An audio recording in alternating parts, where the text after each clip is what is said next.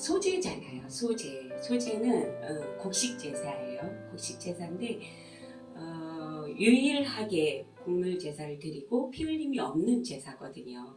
그래서 우리가 번제, 소제, 속죄제, 속건제, 화목제 5대 제사를 말씀하시잖아요. 근데 이 제사를 제사법을 주시기 전에 배경을 좀 어느 정도 이해를 해야 하나님께서 왜 제사를 그렇게 드리게 하시는지 이걸 알 것 같아요.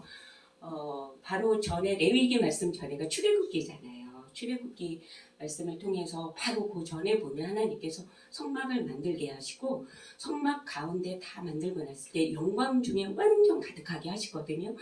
자, 그런데 하나님께서 성막을 주신 이유가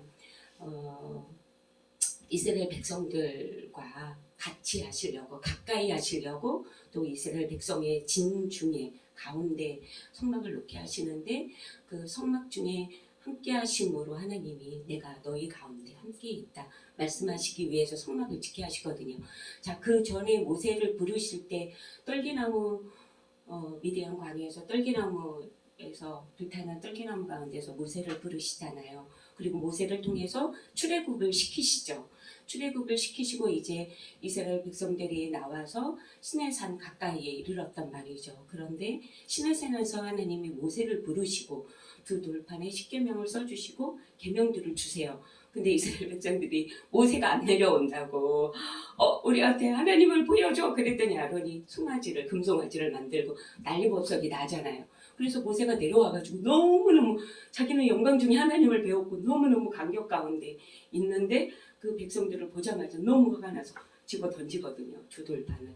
그리고 나서 하나님이 다시 모세로 하여금 두 돌판을 만들고 올라오게 하세요. 그리고 다시 말씀을 주시면서 십계명뿐만 아니라 율법들을 계명들을 주시거든요. 너희들이 하나님의 백성으로 어떻게 살아야 될지 모르지. 그래서 아주 시시콜콜 다 알려주실 뿐만 아니라 하나님이 그 법을 주시는 이유가 그 하나님의 백성으로 어떻게 살아야 되는지를 알아야 되기 때문에 법을 주신 거잖아요. 그뿐만이 아니라 그때는 시내산 가까이 오기만 해도 다 죽었어요. 침범하지 못하게 하라.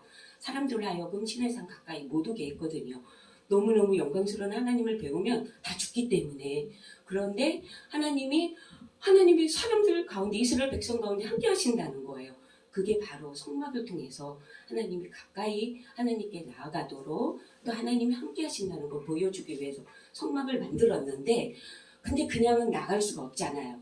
피 흘림이 없으면 죄사함이 없습니다. 그리고 죄가 있으면 하나님을 뵐 수 있어요? 없어요? 다 죽죠. 그래서 하나님이 번제를 통해서 소나 양이나 염소를 통해서 희생 제물을 드리도록 피 흘림이 있는 제사를 드리도록 하는 거죠. 근데 그 피 흘림이 있는 제사에 반드시 함께 드리는 것들이 있었어요. 그게 소제인 거예요. 그런데 이 소제의 뜻이 너무 예물을 가지고 우리가 소나 양이나 염소, 비둘기를 가지고 예물을 가지고 하나님 앞에 번제를 드렸잖아요. 우리가 1장에서 보았듯이.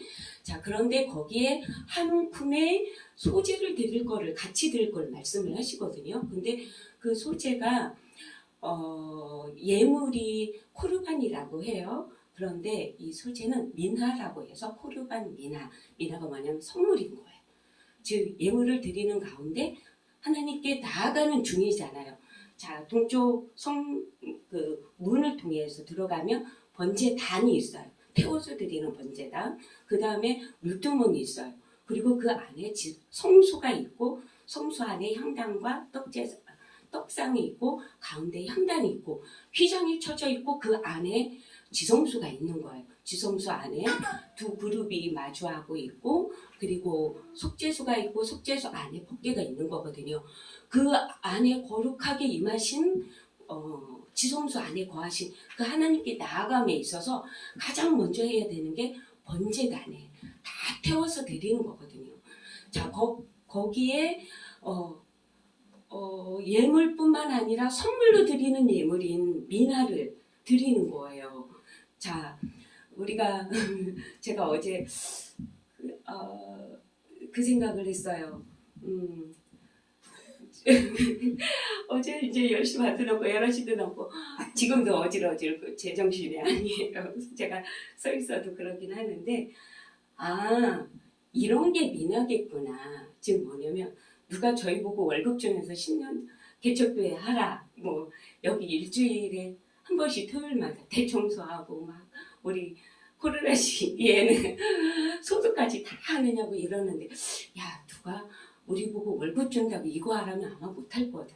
어제도 11시 넘어서 이제 막 이렇게 가서 겨우 꾸역꾸역 밥을 먹고 그러면서 이거 누가 우리 보고 돈 주면서 너 이거 하라고 했으면 시간당 얼마씩 줄 테니까 대청소해 이러라면 아마 못했을 거다. 그런데 우리가 하나님께 섬기고 싶은 마음 때문에 자원하는 마음으로 우리가 그 응답하는 마음으로 10여 년 넘게 개척교회를 하고 또 이런 사역들을 하고 매주마다 청소를 하고 또 어제 같은 경우는 완전 다리를 대청소를 하고 이러면서 이런 게 하나님 앞에 미나겠구나.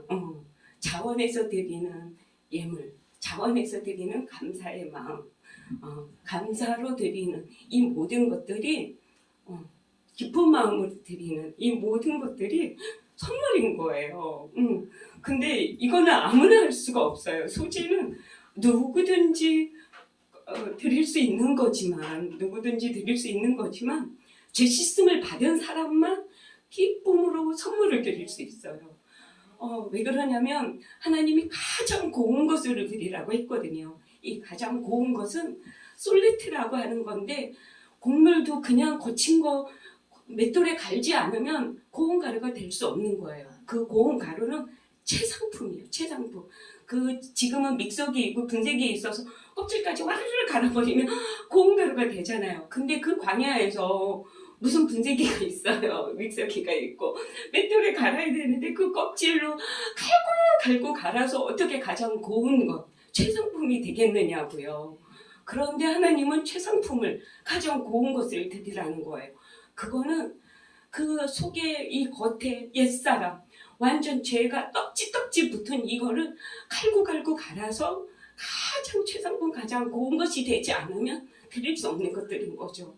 그래서 예수 그리스도 안에서 온전히 옛사람 옛자아가 죽고 다 껍질이 벗겨진 죄사함을 받은 사람만 그 안에 감사와 기쁨과 즐거운 마음과 드림이 정말 가득할 때만 드릴 수 있는 이 최상품을 새 사람 예수 그리스도 안에서 새 사람 새로운 존재가 된 하나님의 자녀만이 드릴 수 있는 예물이 소지가 아닌가 싶습니다.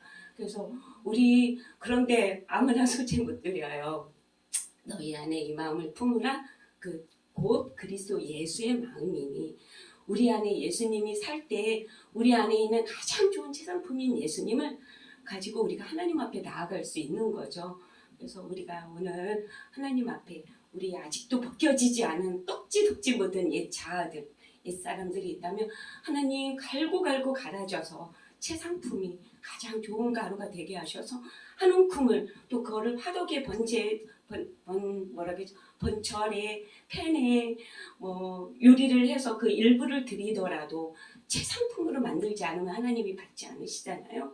우리가 하나님 앞에 그런 기쁜 마음, 감사하는 마음, 즐거운 마음으로 우리도 하나님께 선물을 드리는 우리가 되었으면 좋겠습니다.